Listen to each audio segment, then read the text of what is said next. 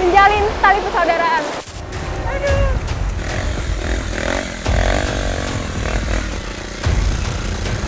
Jaraknya mungkin tidak terlalu jauh dari desa. Jalanan yang berbatu cadas, tanah dan seperti ini 1 kilo, tapi sangat ekstrim dan sangat menyulitkan warga.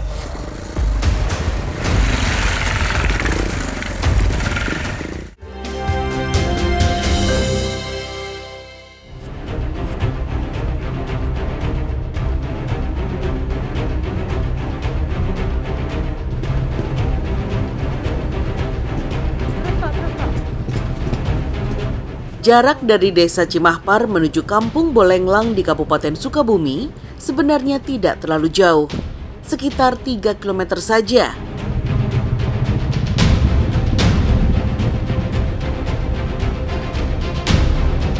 Namun, jarak antara kedua wilayah ini terpisahkan aliran Sungai Cikaso yang cukup lebar. Pilihan transportasi menuju Kampung Bolenglang memang terbatas. Yang terdekat dari Desa Cimahpar harus dengan menyeberangi Sungai Cikaso. Ibu, mau nyebrang, Bu? Iya. Bareng saya sama saya ya. Aku juga mau dagang. Ini dagangan? Iya, dagangan. Oh, mau ke sana juga? Iya, Mau iya. dagangnya di sana? Iya.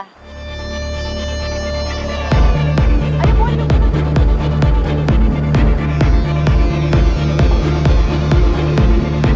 Awalnya, kapasitas rakit cukup besar, bisa mengangkut beban hingga 2 ton. Namun, lambat laun kondisi rakit semakin memprihatinkan. Tidak lagi bisa membawa beban yang terlalu berat. Nah, di sini di tempat saya berdiri, ini kedalamannya hampir 6 meter. Di sana ada batu-batuan besar, itu merupakan petanda apakah rakit ini aman atau tidak untuk menyeberang. Untuk menyeberang, warga membayar secara sukarela, antara Rp2.000 sampai Rp5.000 sekali jalan. Pak, berarti ini khusus untuk penyeberangan orang atau motor bisa masuk sini juga?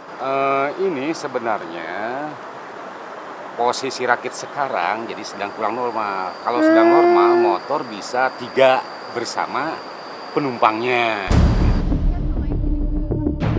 Operasional rakit di musim hujan dibatasi. Bahkan jika aliran Sungai Cikaso sedang meluap, rakit untuk sementara tidak digunakan.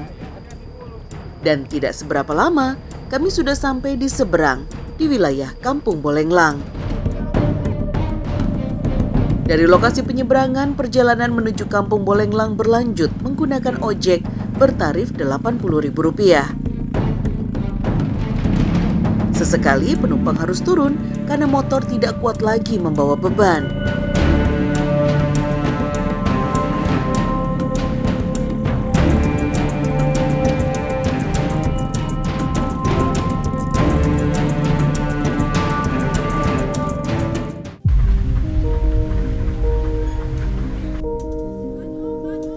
Perjalanan seberat ini sudah Ipah lakukan sejak lama, demi mencari rezeki dengan berjualan baju ke kampung-kampung.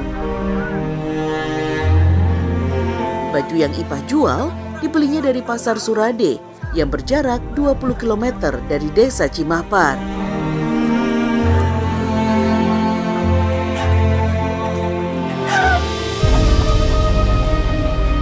Kenapa bela-belain jualan ke sini, Bu? Kalau ke sini jarang yang dagang, jadi laku di sini. Di sana juga laku, cuman nggak seberapa. Kalau di sini mah semuanya gitu ya pada beli dari saya gitu. Alhamdulillah lah. Aku mungkin rezekinya ada di sini, mungkin gitu.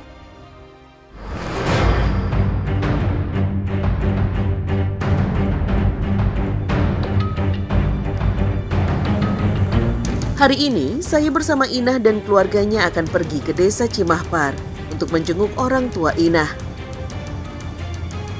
Rute yang dipilih agak berbeda, tidak lagi menyeberangi rakit karena Sungai Cikaso airnya begitu deras selepas hujan.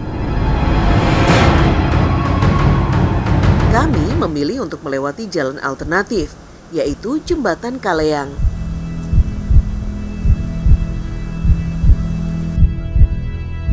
Kondisi jalanan di sini ternyata jauh lebih parah. Kami terpaksa harus menuruni tebing batu yang licin dan terjal.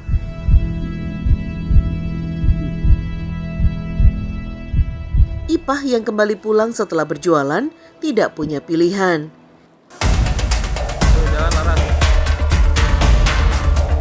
Tak ada satupun pegangan atau batas yang bisa kami andalkan saat menuruni tebing.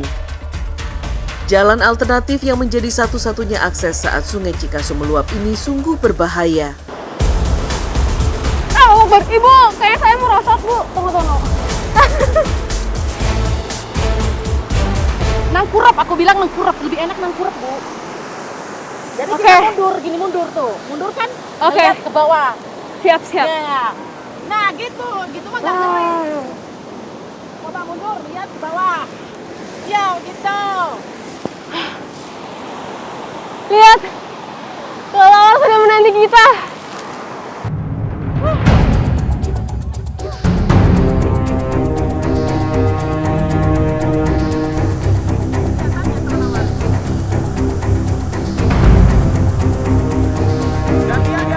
Jembatan Kaleang berbahan bambu dan berbentuk zigzag, dibangun di atas Sungai Cikaso sudah sejak lama.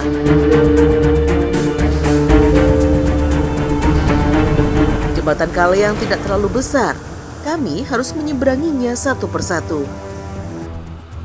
Dulu warga juga menggunakan jembatan Kaleang untuk memasarkan hasil bumi. Namun karena banyak warga yang terjatuh ke sungai saat membawa hasil bumi, akhirnya jembatan ini hanya digunakan untuk menyeberang saja, tidak untuk membawa barang-barang berat demi alasan keamanan. Meski terpisahkan Sungai Cikaso, ikatan kehidupan warga Kampung Bolenglang dan juga Desa Cimahpar tidak bisa dipisahkan. Jalan-jalan alternatif seperti ini, meski berbahaya, tetap mereka tempuh demi memenuhi kebutuhan keluarga dan juga tali persaudaraan.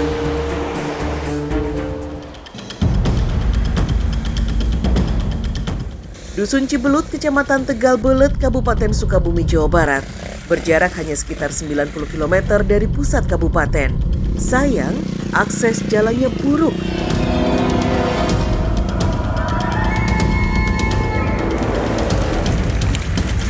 Ini jaraknya nggak seberapa ya, tapi... Jarak perjalanan kami hanya sekitar 8 km saja.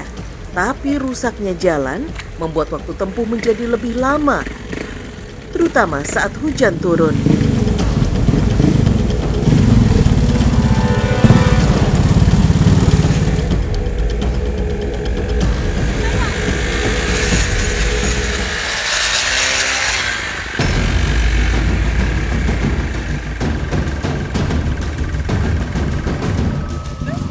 Jangan dulu bermimpi lancar berkomunikasi dengan sinyal dan jaringan internet.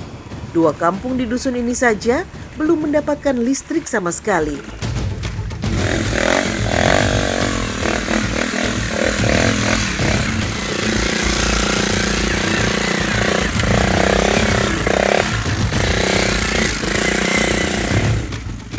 Tiga kali dalam seminggu, Haposan pulang pergi untuk membeli barang dagangan ke desa terdekat. Demi menaklukkan medan terjal berbatu, Haposan sengaja memodifikasi motornya dengan memasang rantai di bagian ban, sehingga tidak mudah selip. Warga menyebutnya motor engkrek. Perjalanan yang berat harus Haposan lakukan hampir setiap hari. Kang, ini kenapa motornya? Ini teh, benerin rantainya teh. Oh, benerin Dia rantainya. kendor, soalnya ada yang di bawah apa sebelah bawah itu jalannya ekstrim lebih dari sini. Oh, lebih dari sini? Iya. Di tengah hujan yang mengguyur, motor andalan ini kembali ditantang menaklukkan sungai. Beruntung hari ini sedang tidak meluap.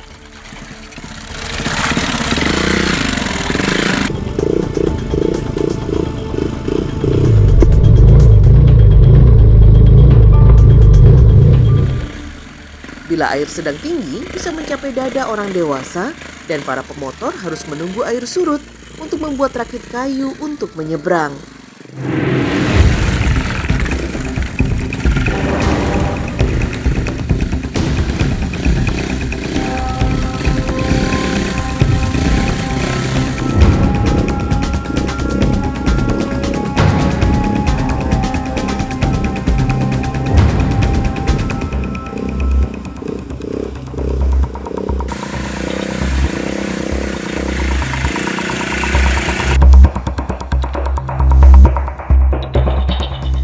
Akhirnya kami sampai juga di Kampung Sela Erih, tempat tinggal Haposan. Barang dagangan hasil kulakan segera disusun di warung.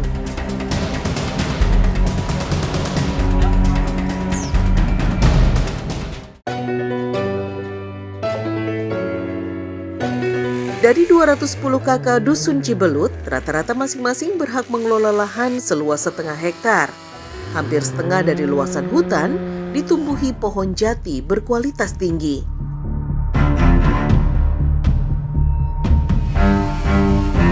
Tidak hanya jati, berbagai jenis pohon lainnya juga tumbuh subur, seperti mahoni, albasya, dan bayur. Selain digunakan untuk membangun rumah, kayu juga dijual ke pengepul seharga 2,5 juta rupiah per kubik. Saat panen tiba dan pesanan cukup banyak, seorang buruh bisa menghasilkan 800 meter kubik kayu jati hanya dalam waktu beberapa hari. Setelah ditebang, pohon jati dipotong untuk diambil bagian dalamnya dengan ukuran panjang 1 hingga 1,5 meter. Kayu lalu dipanggul menuju tepian Sungai Cicurug.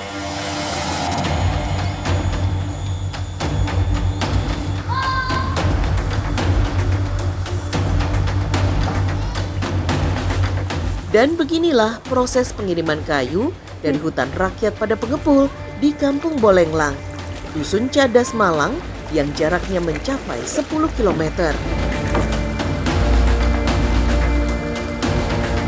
Saya dan Pak Jaji menggunakan rakit bambu untuk mengangkut kayu-kayu ini. Ongkosnya tergantung pada banyaknya kayu yang dibawa. Biasanya pemilik lahan memberikan upah sebesar Rp400.000 per kubik. Mengalirkan kayu menumpang rakit di sungai sejauh berkilo-kilometer jelas bukan perkara mudah. Agar perjalanan kayu lebih lancar, warga menunggu aliran sungai hingga cukup deras, sehingga kuat mendorong rakit lebih cepat.